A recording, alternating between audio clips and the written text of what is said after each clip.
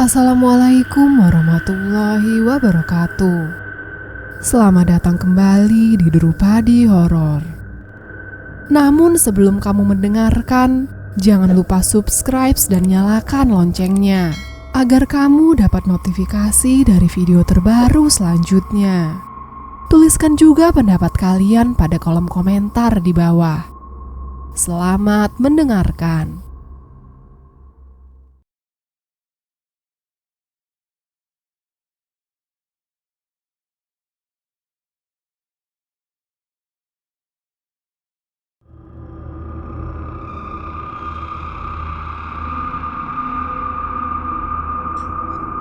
Kala Sobo, selimut di balik kematian.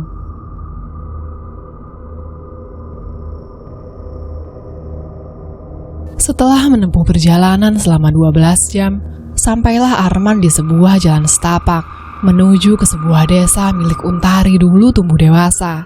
Desa itu cukup sulit dijangkau bila datang dari jalan utama, karena pembangunan waktu itu belum merata, di mana di beberapa bagian ruas jalan masih dalam bentuk tanah yang berlumpur dan belum pernah disentuh pembangunan aspal sama sekali. Untari kemudian menunjukkan bagian-bagian memori ketika dulu dia masih tinggal di desa ini, mulai dari jalan menuju alas, sungai, sampai pucuk waduk dan danau tunggal. Semua benar-benar membuat Untari seperti mengulang ketika dia masih menjadi anak-anak. Sayangnya, Arman tak bisa menikmati cerita Untari. Ia masih saja tidak bisa berhenti memikirkan bagaimana mungkin dia bisa kehilangan semuanya, hanya karena tidak menyadari kalau selama ini Jarot sudah mengintai pergerakannya. Hanya saja, penyesalan yang sekarang Arman rasakan itu tidak ada gunanya sama sekali. Nasi sudah menjadi bubur, Jarot menang, dan Arman kalah telak. Setelah berkelok di bawah sebuah pohon beringin yang besar, Arman menghindari ruas jalan berlubang yang dipenuhi lumpur sebelum melewati sisi bagian alas pohon jati. Sewaktu Arman membelokkan mobil di jalan tandas, tanpa sengaja dia menemukan posisi sebuah rumah besar nan megah yang dipagari oleh pagar besi tajam yang juga ditumbuhi oleh tanaman merambat. Rumah itu berwarna putih besar dengan tembok pembatas tinggi dada orang dewasa. Namun pada beberapa bagian pagar terlihat menjulang setinggi pohon randu. Arman pun lantas bertanya kepada Untari, siapa gerangan yang memiliki rumah tersebut. Untari yang kemudian ikut melihat ke arah rumah itu kemudian berkata, dulu rumah itu ditinggali oleh keluarga Ningrat dan mungkin masih ditinggali sampai saat ini. Sayangnya, tuan pemilik rumah dari rumah itu belum pernah sekalipun menampakkan wajahnya ke warga kampung, sehingga anak-anak kecil seringkali menganggap kalau rumah itu dihuni oleh lembut, ulang Arman, yang merasa kalau apa yang baru saja dia dengar terasa konyol. Pastilah ada pemilik rumahnya, mengingat taman dan pohon-pohon yang ada di sekitar rumah itu cukup terawat. Meskipun ada dedaunan yang berguguran di bawah pohon-pohon rimbun yang tumbuh di sekitarnya, tapi Arman merasa sangat yakin si pemilik rumah atau tuan tanah dari tempat itu pastilah orang yang sangat kaya raya.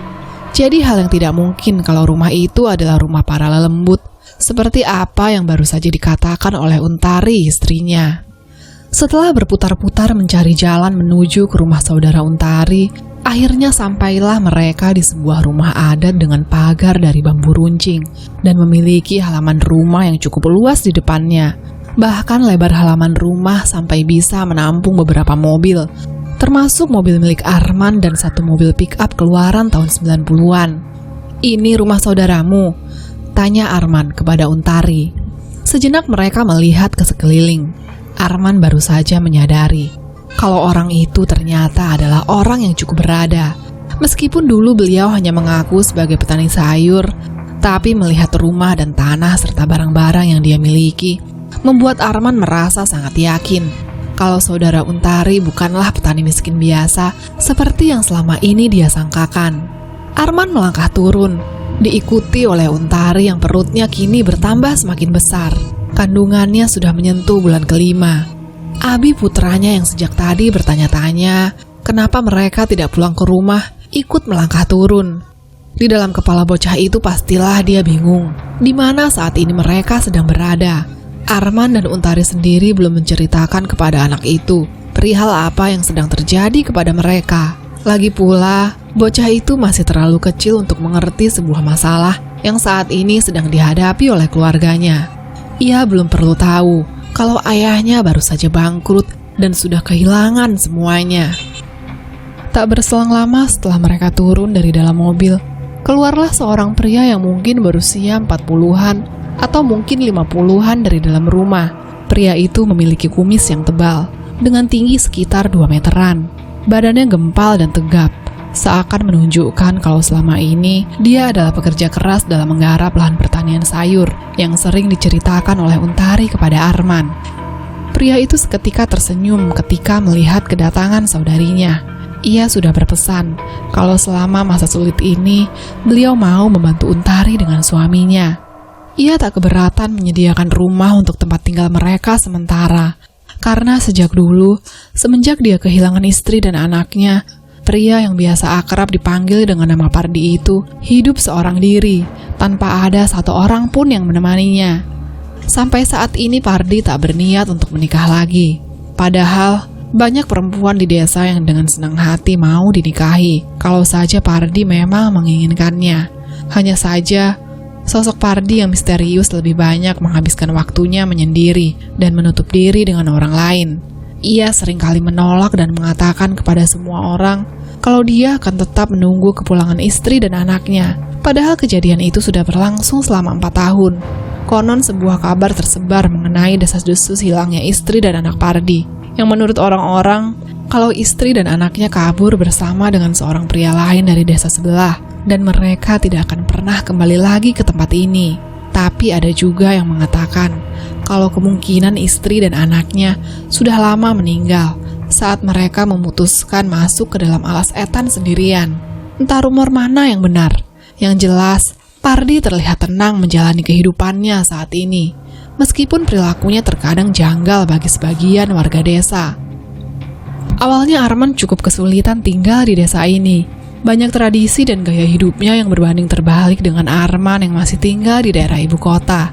Tapi Arman tidak punya pilihan lagi. Ada yang mau menampung mereka dalam keadaan seperti ini saja, rasanya Arman sudah cukup bersyukur. Sehingga sebagai kepala keluarga, dia tidak punya pilihan lain selain membantu Pak Pardi, kakak iparnya tersebut, untuk menggarap lahan sawi dan sejumlah sayuran yang tumbuh di ladang miliknya. Selain itu, saat subuh Arman dan Pardi akan membawa hasil bumi untuk kemudian dijual di pasar-pasar. Dan dari hasil penjualan itu, kemudian uang itu akan diputar kembali. Hari berubah menjadi bulan. Tak disangka-sangka kalau Arman sudah mulai bisa beradaptasi dengan kehidupannya yang sekarang. Meskipun terkadang dia masih teringat dengan segala kehinaan yang pernah dia terima. Istrinya sendiri, Untari, sudah menginjak kehamilan di bulan yang ke-8. Saat tiba-tiba, rumah Pardi dikunjungi oleh seseorang yang tidak dikenal. Siapa namanya, Arman belum pernah melihatnya. Masalahnya adalah, saat itu Pardi sedang pergi ke suatu tempat di luar kota, dan dia baru akan pulang 1 minggu lagi. Maka Arman sebagai seorang pria yang tinggal di rumah ini datang menemuinya. Orang itu memiliki postur tubuh gempal, lebih ke tambun. Kepalanya botak dengan mengenakan pakaian yang sederhana. Ia langsung duduk di sofa utama saat Arman mempersilahkannya duduk. Rupanya, dia datang jauh-jauh ke rumah ini untuk menemui Pardi. Tapi sayang sekali, nampaknya orang itu harus kecewa setelah Arman memberitahu dirinya, karena saat ini Pardi sedang tidak berada di rumahnya. Maka dengan wajah yang sedikit kecewa, orang itu berniat untuk pamit pulang.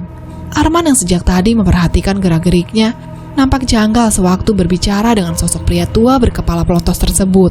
Entah kenapa ada sesuatu yang aneh menyelimuti pria tua ini. Sesuatu yang membuat Arman merasa tidak nyaman ketika berada di dekatnya. Maka dengan sorot mata yang bingung, Arman kemudian bertanya kepada pria tua itu, "Siapa gerangan?" Dengan senyuman yang bijaksana, pria tua itu kemudian memperkenalkan dirinya. "Kue sonyelo aku, kala Baduro Sobo." Sobo kemudian berdiri dari sofa tempat dia duduk. Sejenak dia memandang ke arah Arman dengan sorot mata yang aneh seperti menyelidiki. Entah kenapa Arman merasa seperti ada kilatan senyum di ujung bibirnya. Tapi Sobo tak mengatakan apapun kepada Arman selain, "Aku ikut welas asih karo ceritamu nang. Kadang menungso pancen ra ngerti nek Karman duwe dalane dhewe gawe bales angkara. Nek kowe butuh wong tuwek sing gelem ngrungokno kisah pilumu, omahku kebuka lebar kanggo kowe nang." Arman tentu saja bingung dengan kata-katanya. Apa maksud pria tua itu? Karena rasanya sejak tadi ia tak merasa kalau menceritakan kisah hidupnya. Tapi kenapa seolah-olah dia tahu apa yang sedang menimpa dirinya ini? "Omahku ono nang dhuwur sampinge wit ringin kulon. Aku yakin kowe roh posisine. Lek kowe temenan gelem nemoni aku nang kono, tak janjikno jalan keluar kangge masalahmu." Hal itulah hal terakhir yang dikatakan oleh Sobo kepada Arman sebelum dia melangkahkan kaki pergi dari rumah ini. Sosoknya kemudian menghilang saat menyusuri jalanan di malam yang dipenuhi oleh kabut. Sementara di dalam hati Arman, ia sedikit tergoda dengan apa yang baru saja orang tua itu tawarkan kepadanya. Apakah benar kalau orang itu bisa memberikannya jalan keluar mengenai masalah yang saat ini menimpa dirinya? Arman kemudian menceritakan hal ini kepada Untari, yang saat itu hanya bisa berbaring di atas ranjang kamar miliknya. Wanita itu tak tahu harus menjawab apa kepada suaminya. Dia ingin agar Arman legowo dan menata kehidupannya kembali. Namun di lain pihak, ia sadar dengan kondisi Arman yang seperti ini, mereka harus lebih bekerja keras untuk kedua anak mereka ini. Maka Untari tak punya pilihan lain lagi. Kalau memang dirasa Arman yakin mau menemui orang yang bernama Baduro Sobo ini, maka Untari akan mengizinkannya. Keesokan paginya setelah selesai mengairi ladang, Arman berjalan menyusuri jalan setapak menuju ke bukit atas untuk melihat sekilas rumah yang Sobo katakan kepadanya. Di sana Arman baru menyadari kalau rumah itu adalah rumah yang sama saat pertama kali Arman dan keluarganya menginjakkan kakinya di desa ini. Dengan perasaan ragu-ragu, Arman kemudian mendekat ke gerbang utama yang dibuat dari pintu kayu berbahan jati tua yang usianya mungkin ratusan tahun. Ada perasaan penasaran sekaligus ketakutan yang tiba-tiba menyelimuti isi hati Arman. Tapi tawaran yang Sobo katakan kepadanya benar-benar terdengar sangat menggoda, sehingga tanpa sadar Arman sudah mengetuk pintu gerbang utama yang tingginya nyaris 4 meter itu. Tok, tok, tok. Arman mengetuk gerbang itu dengan besi melingkar di sebuah patung Sobo Lodro, sewujud kepala babi yang dipasang tepat di depan pintu gerbang kayu, yang tak lama kemudian dibuka oleh seorang pemuda yang mungkin berusia 16 tahun. Pemuda itu berkulit kuning langsat dengan perawakan yang sangat sopan. "Nggih, enten opo, Mas?" Arman terdiam sejenak. Dia bingung harus mengatakan apa kepada pemuda yang ada di depannya ini. Dengan tergagap-gagap Arman lalu berkata, Saya ditawari untuk menghadap oleh Kala Baduro Sobo." Tepat setelah mengatakan hal itu, pemuda itu mengangguk. Nampaknya dia mengerti. "Oh, jenengan Mas Arman ya?" Mendengar hal itu tentu saja Arman nampak kebingungan. Bagaimana pemuda ini bisa tahu namanya? "Jangan bingung, Mas. Tuan Sobo sudah mengatakannya kepada saya semalam. Kalau besok akan ada seorang laki-laki yang datang berkunjung ke rumah ini. Nama laki-laki itu adalah Arman." Arman tidak mengerti. Seperti sebuah ramalan, orang bernama Sobo ini bisa menebak apa yang akan dilakukan oleh Arman. Maka dengan langkah kaki hati-hati, Arman bisa melihat lebih dekat kediaman yang sempat dia kagumi dari luar pagar. Sungguh mengesankan batin Arman saat melihat kediaman rumah itu, yang ternyata jauh lebih indah kalau dilihat dari dalam. Banyak sekali pohon-pohon pinus lengkap dengan berbagai tumbuhan berbunga-bunga, serta semak belukar yang berasal dari tumbuh-tumbuhan langka. Selain itu, ditemukan banyak sekali patung-patung manusia yang dipasang dengan gaya gotik yang narsistik. Arman hanya bisa berdecak kagum sambil membatin. Mungkin saja kalau pemilik atau tuan tanah ini sangat mencintai seni ukir patung. Yang membuat Arman sejenak berhenti melangkah adalah saat dia melihat satu patung tentang perempuan sedang memeluk anaknya. Pemuda yang mengantarkan Arman menyadari kalau Arman nampak tertarik dengan salah satu patung itu. Dengan rendah diri, pemuda itu kemudian berkata kepadanya, "Patung ini adalah patung yang memang paling menggoda. Patung ini dibuat dengan nilai emosi yang dalam oleh Tuan Sobo. Beliau menamai patung ini dengan memeluk keabadian. Arman terdiam cukup lama, melihat detail patung yang benar-benar menakjubkan. Entah kenapa ada kegaguman dan perasaan tidak nyaman saat melihat patung-patung itu. Tak berselang lama, pemuda itu melanjutkan tugasnya. "Monggo Mas Arman, saya hantarkan ke tempat Tuan Sobo sedang berada." Rupanya, pemuda itu membawa Arman ke sebuah danau pribadi, di mana di sana terdapat satu pavilion kecil yang terapung di sisi danau. Tempat Sobo sedang mengukir sebuah batu dengan tangannya. Arman merasa tidak enak kalau mengganggu Tuan Sobo dengan kedatangannya. Tapi ternyata orang tua itu sepertinya sedang menungguinya. Terlihat dari bagaimana Sobo kemudian tersenyum kepadanya saat mata mereka bertemu. "Kuwe akhiri teko nang," kata Sobo lembut. "Mrineo, lungguh nang kene. Aku mari iki mari." Pemuda yang mengantarkan Arman kemudian berpamitan pergi. Sementara Arman yang merasa sungkan duduk tidak jauh dan memperhatikan Sobo yang sedang mengukir wajah di atas batu itu. Dia membuat patung dengan gaya yang benar-benar membuat Arman terkagum-kagum. Seni ulir patung kuwi adat sing mestine kudu kene jaga sebagai menungso Jawa. Perkara patung iku nandakno sebuah sejarah, kelam utawa apik, patung gambarno dengan cara sakjujur-jujure, kata Sobo dengan suara yang menenangkan. Arman tidak mengerti ke arah mana pembicaraan ini. Namun sepertinya Tuan Sobo ingin memberi Arman sebuah pelajaran berharga. "Tekan wajahmu aku iso ndelok keraguan, kesedihan, sampai kebencian nang. Opo sing nggarai awakmu sampai dadi warna abang ireng kuwi?" Arman semakin tidak mengerti, tapi Sobo kemudian menjelaskannya. "Ket aku cilik, aku iso ndelok warna garis uripe menungso. Tekan moto lan wajah wis cukup bagiku. Iso ndelok opo sing bakal kedaden lan gak kedaden nang perjalanan uripe menungso. Dadi critakno nang aku, ben aku iso nolong kowe." Arman terdiam. Ada rasa tidak percaya di dalam dirinya. Bagaimana mungkin seseorang bisa melihat hal-hal seperti itu? Tapi rasa-rasanya ada keinginan dan harapan kalau orang bernama Sobo ini mungkin saja bisa menolong dirinya keluar dari segala kesusahan ini. "Kenapa Tuan mau menolong saya? Padahal baru bertemu satu kali." Sobo termangu diam sejenak sebelum dia meletakkan pisau ukirnya ke atas meja.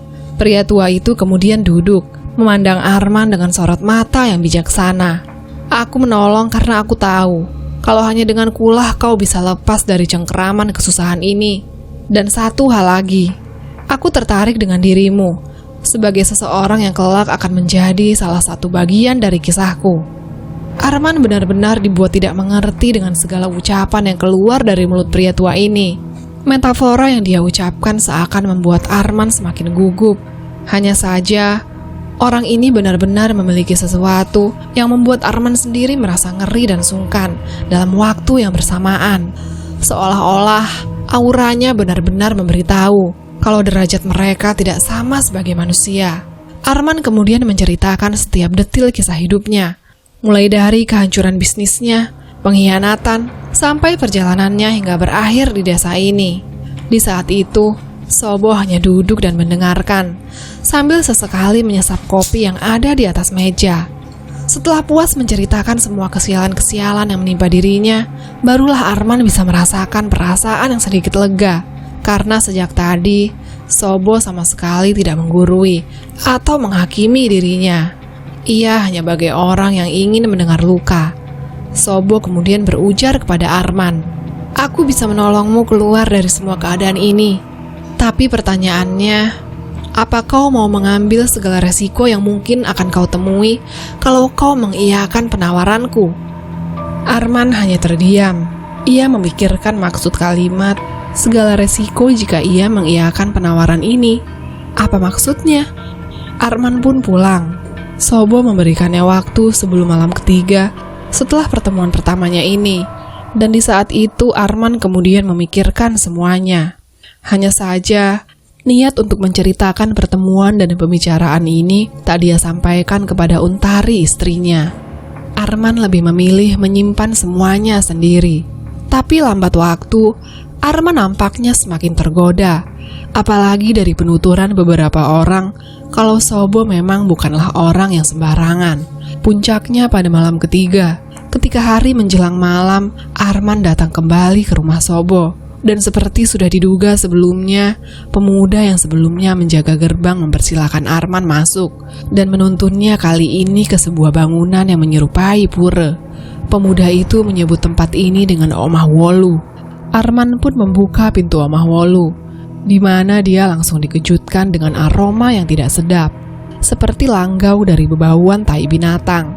Tak hanya itu saja, bebauan ini membuat Arman mual-mual. Hanya saja, Arman memaksakan dirinya kalau dia menginginkan kehidupannya kembali, sehingga sudah memantapkan hidupnya untuk menerima segala konsekuensi yang sudah Sobo tawarkan kepada dirinya. Di lorong yang remang-remang, Arman berjalan seorang diri, melangkah di atas tatakan kayu, di mana sepanjang jalan hanya lampu petromax dengan api kecil yang menyala-nyala. Di sana, Arman mendengar suara binatang menguik. Hanya saja Arman tidak tahu suara binatang apa yang terdengar seperti ini. Tepat ketika Arman menemukan sebuah pintu, dia kemudian mengetuk, dan dibukalah pintu kayu tua tersebut, di mana Arman menemukan Sobo sedang dalam kondisi berdiri, membalut tubuhnya dengan kain seperti sarung, dengan badan setengah telanjang. "Kue teko nang, piye? Kue gelem nerima penawaranku sing wingi?" Arman sebenarnya ingin tahu apa yang dilakukan Sobo di dalam ruangan yang tidak terlalu besar ini sendirian. Selain itu, ruangan ini terasa pengap, sampai Arman terus meneteskan keringat dari tubuhnya. Sobo sendiri nampak hanya berdiri di sudut ruangan tanpa melakukan apa-apa. Tak lama Sobo lalu berkata, "Bukalah baju dan celanamu, lalu masuklah ke sini dalam keadaan yang paling hina." Arman yang mendengarnya tentu saja ragu. Apa maksudnya dia harus bertelanjang masuk ke ruangan ini? Sobo yang tahu dengan hal itu kemudian berujar lagi, "Kau akan mendapatkan hakmu kembali, kupastikan dengan nyawaku. Tapi kalau kau sudah enggan dan ragu melakukannya, rasa-rasanya lebih baik kau pulang saja dan tidak perlu melanjutkan ritual ini."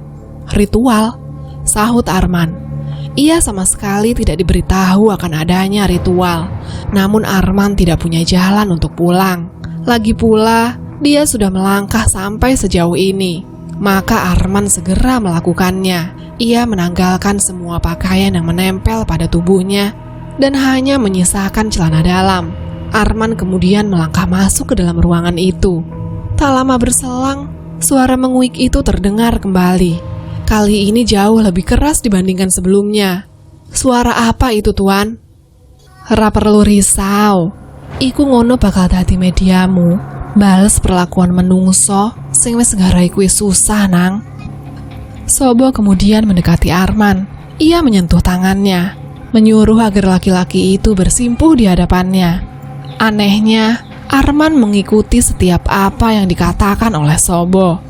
Seakan dirinya terbuai dengan setiap kalimat yang keluar dari mulutnya. Sobo mengusap tubuh Arman dengan sesuatu yang terasa lengket menyerupai minyak, mengurap bagian-bagian leher hingga tubuhnya, sambil membaca sesuatu yang sama sekali tidak pernah Arman ketahui pengucapannya. Tak lama kemudian Sobo bertanya, "Jawab ing jero atimu yen aku takok yo nang. Saiki nek kowe dikai kesempatan, sopo sing paling kepingin mbok ajurno uripe?" Entah bagaimana caranya, Arman tiba-tiba terbersit sebuah bayangan seseorang yang tengah melihat dirinya di dalam kepalanya. Sosok yang pernah Arman temui, yang entah kenapa membuat Arman begitu geram dengan kehadirannya. "Pak Badi, iku toh jenenge nang." Arman tentu saja terkejut. Bagaimana Sobo bisa tahu perihal nama orang itu hanya dengan menyentuh bagian kulit tubuhnya? Namun Arman tak menjawab pertanyaan itu. Karena kemudian Sobo berkata kepadanya, "Tuntasno opo sing jenenge dendam ing jero hatimu nang. Aku saiki bakal bantu awakmu sampai kabeh menungso iki nerimo ganjarane. Tapi kowe saiki dadi dayangku. Yen kowe gelem, Ningluo, tutuhno keyakinanmu karo aku. Bar ngono, tak tuntun kowe nang kejayaanmu sebagai menungso sing wis tak cerahi uripe. Arman terdiam sejenak, mencoba mencerna setiap kata-kata yang sudah Sobo ucapkan kepada dirinya. Tak lama kemudian, dengan segala pilihan jalan yang kini sudah terbentang di hadapannya, Arman tak leluasa menahan ketika dia membuka mata dan mengangguk kepada Sobo. Saat itulah, tanpa tedeng aling-aling, Sobo mengiris pergelangan tangannya, memasukkan darahnya ke mulut Arman yang dalam kondisi terbuka, menyuruh agar Arman menelannya. Sebelum Sobo mencium bibirnya, membuat Arman seketika terkejut. Tak lama kemudian, Sobo menyingkir menjauhi Arman yang nampak kebingungan dengan apa yang baru saja terjadi kepadanya. Kowe saiki dayangku Yonang, kowe kudu iso jalani siji ritual terakhir. Patenono sing jenenge badusan iku, kanggo mulai santet haluwangi sing wis tak lebokne nang awakmu. Santet, badusan, huluwangi. Arman sama sekali tidak mengerti maksud kalimat-kalimat itu. Tapi tak berselang lama, Sobo membuka satu pintu kecil, tempat satu binatang yang sejak tadi menguik itu muncul. Rupanya, tempat ini adalah titik utama dari kandang-kandang babi peliharaan Sobo. Dan satu babi miliknya kini terlepas dan menguik memutari ruangan yang tak terlalu besar ini. Di sana, di ujung tangga, Sobo berkata agar Arman membunuh binatang itu dan membedah perutnya dengan tangan kosong. Hal ini diberlakukan untuk satu orang yang sudah ada di dalam kepala Arman, Pak Badi. Babi itu adalah penggambaran nafsu milik Pak Badi. Dengan membunuhnya, ia tuntaskan dendam yang selama ini mengendap di dalam hatinya. Sobo melemparkan tongkat pemukul yang dibuat dari batang bambu yang paling keras. Arman awalnya ragu. Selain itu, dia tidak pernah membunuh seekor binatang pun. Namun melihat Sobo yang duduk di tangga dan sedang memperhatikannya, dengan tangan gemetar Arman menggenggam batang bambu, lalu mendekati perlahan-lahan babi hutan itu yang berada di sudut ruangan mengendus-endus tanah. Patenono nang, bang, mari ke rituale. Dengan memantapkan hatinya barulah Arman mengangkat bongkot bambu, lalu menerjangkannya kuat-kuat tepat di badan binatang itu, sampai menguik dengan keras. Seketika binatang itu berlari, namun hanya bisa berputar-putar. Kaki binatang itu nampak terpincang-pincang, dan entah bagaimana caranya, rasa belas kasihan yang sempat ada di dalam hati Arman perlahan menguap, berganti menjadi amarah yang teramat sangat. Saat terbayang-bayang wajah Pak Badi yang sudah mengkhianati dirinya. Tanpa membuang-buang waktu, Arman memojokkan binatang itu, sampai makhluk itu tak dapat lagi bergerak dari tempatnya. Dengan mengangkat batang bambu itu setinggi-tingginya, Arman ayunkan benda itu sampai meremukkan tengkorak kepalanya. Dan tanpa lagi disuruh, Arman terus menghujami binatang itu dengan batang bambu, hingga kepalanya tidak berbentuk lagi. Semua tragedi ini diakhiri dengan Arman yang kemudian merobek perut babi menggunakan gigi taring yang dia dapatkan dari mulut babi itu, hingga usus dan jeroannya terburai. Di sanalah Arman lalu menunjukkan kepada Sobo betapa seriusnya dia dengan dendam kepada orang-orang yang sudah membuat hidupnya menjadi belangsak seperti ini. Sobo hanya diam, memandang Arman dengan senyuman di bibirnya. Keesokan paginya, Sobo mengutus pemuda yang biasa mengantarkan Arman untuk pergi ke suatu tempat dengan mobil pribadi milik Sobo. Ia memberitahukan kepada Arman agar nanti saat bertemu dengan orang itu, dia membisikkan sesuatu kepadanya, yaitu sebuah kalimat sapaan yang sudah sering kali Sobo lakukan kepada orang-orang. Wong iku pasti ngerti nang. Tidak hanya itu saja, Sobo juga memberikan kertas yang dilipat dan ditutup dengan tali berwarna coklat. Ia ingin Arman memberikannya kepada orang yang akan dia temui ini. Terakhir, sebelum mobil yang Arman kendarai berangkat, Sobo mengatakan satu hal yang paling penting, yaitu tujuan perjalanan mereka. Kue bakal eruh sapa wae sing terlibat nang takdirmu iki. Ilingo aku, Baduro Sobo bakal ngancani awakmu sampai kabeh tuntas. Lan kowe oleh hak sing dadi nggonmu. Berangkatlah mobil yang Arman kendarai. Sejak dari rumah Sobo, Arman bertanya-tanya kemana mereka sedang menuju. Namun pemuda yang memperkenalkan dirinya dengan nama Faiz tidak memberitahu Arman. Dia hanya berkata kalau ini adalah hadiah dari Tuan Sobo untuk Mas Arman, karena sudah menjadi abdi barunya. Selama kurang lebih 2 jam perjalanan, sampailah mereka di sebuah rumah mewah yang ada di pelintiran desa. Rumah itu milik seorang tuan tanah yang kaya raya. Begitulah Faiz menyebutnya. Tak berselang lama, si pemilik rumah muncul dan membuat Arman tersentak dari tempat duduknya. Rupanya kediaman ini dimiliki oleh Pak Badi. Awalnya, Pak Badi juga tampak terkejut melihat kehadiran seseorang yang dia kenali dari mobil pribadi milik keluarga Sobo. Namun Pak Badi mencoba menenangkan diri dengan tak berkata apapun. Bagaimanapun juga, di hadapannya adalah dayang milik Sobo yang tidak sembarang orang berani mengusiknya. Pak Badi mengantar Faiz dan Arman ke sebuah ruangan untuk tamu-tamu terhormatnya. Tak lama terjadi perbincangan di antara mereka. Arman hanya diam menahan geram melihat Pak Badi yang ada di hadapannya. Anehnya, orang itu tak terlihat picik seperti sebelumnya. Sebaliknya, dia tak berani memandang mata Arman dan memilih menundukkan kepala.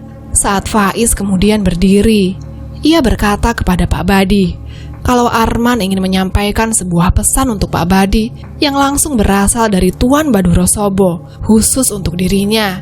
Faiz memberikan gestur tanda kepada Arman, yang kemudian berjalan mendekati orang tua itu yang sedang duduk mengawasi dirinya.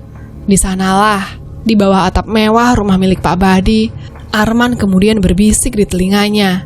Ia berbicara selirih mungkin tentang sesuatu yang menyangkut Kala Sobo memanggil. Begitulah ucapnya. Namun 3 bait kalimat itu mampu merubah ekspresi wajah Pak Badi yang sebelumnya berusaha setenang mungkin menjadi kalang kabut. Ia nampak syok dan tersentak dari tempat duduknya, diikuti wajahnya yang berubah menjadi pucat pasi. Tak lama kemudian Pak Badi berujar kepada Arman, "Apa benar Tuan Sobo yang mengatakan hal itu?" Arman mengangguk.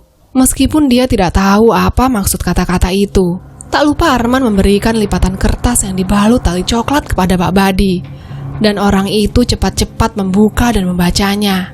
Tak lama kemudian, Pak Badi menangis di hadapan Arman dan berkata kalau semua ini adalah akal licik dari Jarot yang memaksa dirinya menaikkan harga tebu di lahan pribadi miliknya dengan tujuan menghancurkan Arman hingga tak bersisa. Pak Badi juga mengaku kalau dia terpaksa melakukannya karena Jarot mengancam akan melumat habis bisnis Pak Badi kalau dia menolak perjanjian ini.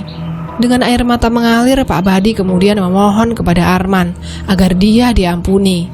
Tak hanya itu, keluarga Pak Badi tidak ikut terlibat dalam peristiwa ini, sehingga Pak Badi memohon kepada Arman agar tidak melibatkan mereka. Arman hanya diam memandang orang tua busuk itu yang kali ini terlihat sangat menyedihkan. Namun Faiz yang sejak tadi berdiri mengingatkan Pak Badi kalau Tuan Sobo sudah memutuskan tidak ada yang bisa merubahnya, kecuali Pak Badi menulis nama-nama yang diperlukan dalam kertas itu kepada Arman. Detik itu juga Pak Badi menulis nama-nama yang terlibat. Ia menuliskannya dengan tangan yang gemetar hebat. Kemudian dengan cepat ia lipat kertas itu, membuntalnya dengan kain coklat yang sebelumnya, kemudian memberikannya kepada Arman. Tak lama kemudian Faiz berkata, "Keluargamu akan diampuni, tapi mengenai nasibmu, terimalah. Sebagai manusia kau tak layak lagi hidup dalam kepicikan." Faiz dan Arman meninggalkan kediaman Pak Badi. Dari kaca spion, Arman bisa melihat kalau ada sesuatu yang akan terjadi. Sayangnya Faiz tak mau mengatakannya kepada Arman. Ia lebih suka kalau Arman mengetahuinya sendiri nanti. Sesampainya mereka di rumah Sobo, Arman memberikan kertas itu kepadanya. Sobo kemudian menepuk bahunya, berkata kepada Arman agar dia pulang karena istrinya sudah menungguinya. Nanti Sobo akan memberitahu sesuatu saat waktu yang tepat. Dan benar saja, 2 hari kemudian Arman mendapat kabar jika Pak Badi baru saja tewas dengan perut terburai hebat. Ada yang bilang jika ada yang membunuh Pak Badi di dalam rumahnya. Namun yang lain berkata kalau Pak Badi membunuh dirinya sendiri. Apapun yang terjadi, hanya Baduro Sobo yang tahu apa yang sebenarnya sedang terjadi. Namun Arman yang mendengar berita itu hanya bisa tersenyum puas. ia kini terpikir untuk menyingkirkan satu persatu orang yang sudah membuatnya menderita sampai seperti ini.